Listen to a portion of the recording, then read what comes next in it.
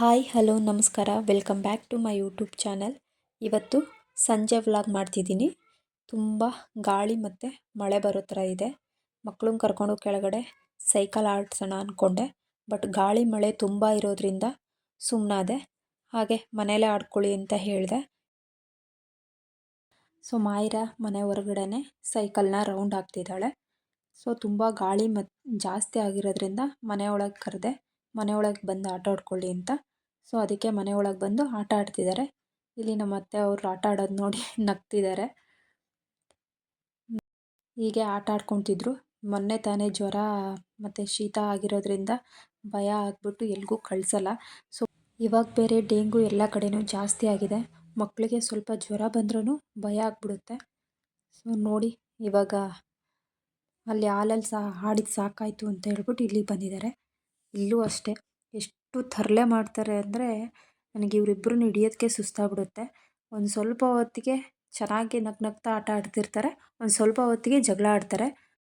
ಇವರಿಬ್ಬರನ್ನು maintain ಮಾಡೋದು, ಇವರಿಬ್ಬರನ್ನು ಹಿಡಿಯೋದಕ್ಕೂ ನಂಗೆ ತುಂಬ ಸಾಕಾಗೋಗ್ಬಿಡುತ್ತೆ. ಬಟ್ ಅಷ್ಟೇ ಖುಷಿ ಕೂಡ ಇರುತ್ತೆ. ಇವರು ಆಟ ಆಡೋದು ನೋಡಿದ್ರೆ ನನಗೆ ತುಂಬ ಖುಷಿ ಆಗುತ್ತೆ. ಇವ್ರ ಜೊತೆ ಸೇರಿಕೊಂಡು ನಾನು ಕೂಡ ವಿಡಿಯೋ ಮಾಡ್ಕೊತಾ ಇವ್ರ ಜೊತೆ ಆಟ ಆಡ್ತಾಯಿದ್ದೆ. ಅದು ಹೇಗೆ ಟೈಮ್ ಹೋಗುತ್ತೋ ಗೊತ್ತಾಗಲ್ಲ. ತುಂಬ ತರಲೆಗಳು. ನನ್ನನ್ನು ಸೇರಿಸ್ಕೊಂಡು ಆಟ ಆಡ್ತಾಯಿದ್ರು. ಹಾಗೆ ಸಂಜೆ ಆಯಿತು ಅಂತ ಕಸ ಹೊಡಿಯೋಣ ಅಂದ್ಕೊಂಡೆ. ಅಷ್ಟರಲ್ಲಿ ನನ್ನ ಮಗ ನಾನು ಹೊಡಿತೀನಿ ಅಂತ ಇಸ್ಕೊಂಡ. ಇವಳು ಅಷ್ಟೇ, ಅವನ ಹತ್ರ ಜಗಳ ಮಾಡ್ಕೊಂಡು ಅವಳು ಹೊಡಿತೀನಿ ಅಂತ ಇಸ್ಕೊಂಡ್ಳು. ನೀವೇನಾರೋ ಮಾಡ್ಕೊಳ್ಳಿ ಅಂತ ಹೋಗ್ಬಿಟ್ಟು ನಾನು ದೇವ್ರಿಗೆ ದೀಪ ಹಚ್ಚಿ ಏನಾದರೂ ಸ್ನ್ಯಾಕ್ಸ್ ಮಾಡಿಕೊಡೋಣ ಅಂತ ಹೋದೆ. ನೋಡಿದೆ ಏನೇನಿದೆ ಅಂತ. ಬಟ್ ಪನ್ನೀರ್ ಇತ್ತು. ಓಕೆ, ಇವತ್ತು ಪನ್ನೀರ್ ರೆಸಿಪಿ ಮಾಡೋಣ ಅಂತ. ಮಾಯಿರಾಗೂ ಪನ್ನೀರ್ ಅಂದರೆ ತುಂಬ ಇಷ್ಟ, ಮನನೂ ಕೂಡ ಇಷ್ಟಪಟ್ಟು ತಿಂತಾನೆ. ಸೊ ಅದಕ್ಕಾಗಿ ಪನ್ನೀರ್ ಸ್ನ್ಯಾಕ್ಸ್ ಮಾಡೋಣ ಅಂದ್ಕೊಂಡೆ. ನಾನಿಲ್ಲಿ ಪನ್ನೀರ್ ರೆಸಿಪಿ ಮಾಡೋಕ್ಕೆ ಉದ್ದಕ್ಕೆ ಸ್ಲೈಸ್ ಮಾಡ್ಕೊಂಡಿರುವಂಥ ಪನ್ನೀರ್ ತೊಗೊಂಡಿದ್ದೀನಿ, ಅಚ್ಕಾರದ ಪೌಡ್ರ್ ತೊಗೊಂಡಿದ್ದೀನಿ, ಮತ್ತು ರುಚಿಗೆ ತಕ್ಕಷ್ಟು ಉಪ್ಪು ತೊಗೊಂಡಿದ್ದೀನಿ, ಸ್ವಲ್ಪ ಕಡಲೆ ಹಿಟ್ಟು, ಎಣ್ಣೆ ತೊಗೊಂಡಿದ್ದೀನಿ. ಒಂದು ಬೌಲಿಗೆ ಕಡಲೆ ಹಿಟ್ಟು ಹಾಕ್ಕೊತಿದ್ದೀನಿ. ನಮಗೆ ಖಾರಕ್ಕೆ ಎಷ್ಟು ಬೇಕೋ ಅಷ್ಟು ಖಾರದ ಪುಡಿ ಹಾಕ್ಕೊತಿದ್ದೀನಿ. ಮಕ್ಕಳಿಗೆ ಸ್ವಲ್ಪ ಕಡಿಮೆನೇ ಇರಲಿ ಅಂತ ಸ್ವಲ್ಪ ಹಾಕ್ಕೊಂಡೆ. ಹಾಗೆ ರುಚಿಗೆ ತಕ್ಕಷ್ಟು ಉಪ್ಪು ಹಾಕ್ಕೊತಿದ್ದೀನಿ. ಇದನ್ನೆಲ್ಲ ಚೆನ್ನಾಗಿ ಮಿಕ್ಸ್ ಮಾಡ್ಕೊತೀನಿ. ಮಿಕ್ಸ್ ಮಾಡಿಕೊಂಡು ಸ್ವಲ್ಪ ನೀರು ಹಾಕ್ಕೊಂಡು ಚೆನ್ನಾಗಿ ಕಲಿಸ್ಕೊತೀನಿ. ಇವಾಗ ನೋಡಿ, ಅದಕ್ಕೆ ಬರೋ ರೀತಿ ನಾನು ಕಲಿಸ್ಕೊತೀನಿ. ಇವಾಗ ತವ ಇಟ್ಕೊಂಡಿದ್ದೀನಿ. ತವ ಸ್ವಲ್ಪ ಬಿಸಿ ಆದಮೇಲೆ ಇದಕ್ಕೆ ಒಂದು 4 ಸ್ಪೂನು ಎಣ್ಣೆ ಹಾಕ್ಕೊತೀನಿ. 4 ಸ್ಪೂನ್ ಎಣ್ಣೆ ಹಾಕ್ಕೊಂಡು ಎಲ್ಲ ಕಡೆ ಸ್ಪ್ರೆಡ್ ಮಾಡ್ಕೊತೀನಿ. ಎಲ್ಲ ಕಡೆ ಸ್ಪ್ರೆಡ್ ಮಾಡಿಕೊಂಡೆ. ಹಿಟ್ಟಿನ ಮಿಶ್ರಣಕ್ಕೆ ಪನ್ನೀರನ್ನ ಹಾಕ್ಬಿಟ್ಟು ರೋಲ್ ಮಾಡಿಕೊಂಡು ತವದ ಮೇಲೆ ಹಾಕ್ತಿದ್ದೀನಿ.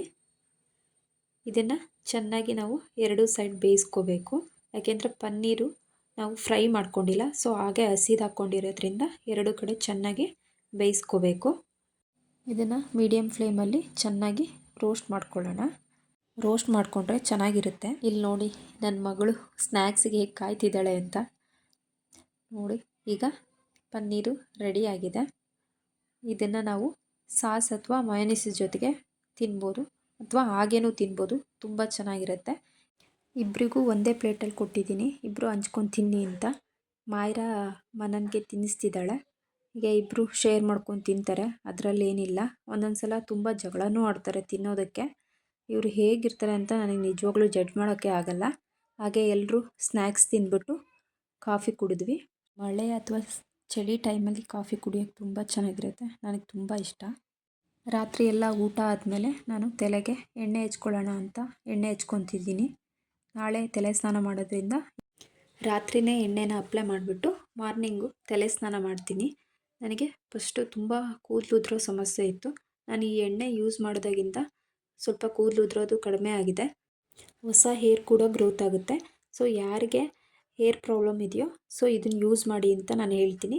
ಇದನ್ನು ನಾನು ಇವಾಗ ತೋರಿಸ್ತಿದ್ದೀನಿ ನೋಡಿ. ಇದು ಆದಿವಾಸಿ ಹರ್ಬಲ್ ಹೇರ್ ಆಯಿಲು. ಇದನ್ನು ಗಿಡಮೂಲಿಕೆಗಳನ್ನ ಹಾಕ್ಬಿಟ್ಟು ಮಾಡಿರ್ತಾರೆ.